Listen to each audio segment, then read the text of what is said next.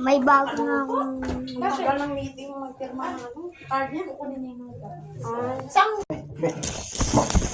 Bakit kita eh? Hindi nilabas ko kung Ha? hindi nilabas.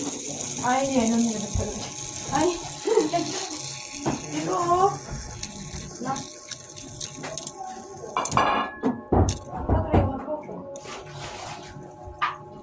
Ma, ano daw hiramin mo? Bay?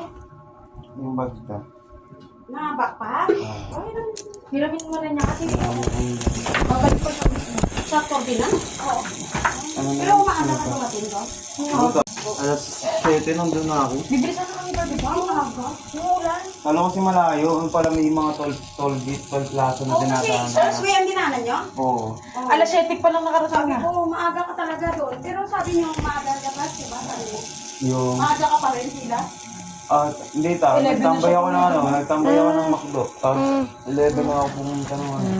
Tagal niyang nagtay. Oo, kasi maaga ka talaga. Nakakabagot na naman yun. Isang oras din kami nag- Kasi pag halimbawa alauna ang ano mo, mga 10, alis siya dito. Oo, mga ganun. Pero 11, pinapasok ka na? Hindi, nandun ako sa labas 11. Sa labas mga na banda naman. naman. Di ba maaga?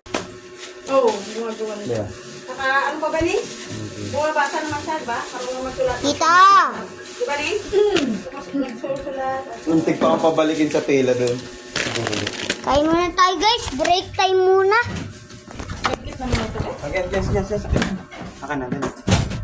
Pagod po ako. Tara guys, kain muna tayo. Break time muna. Pagod na ako eh. Hindi ako nalubat. Tikman ko nga to eh. Kung masarap na to guys or hindi.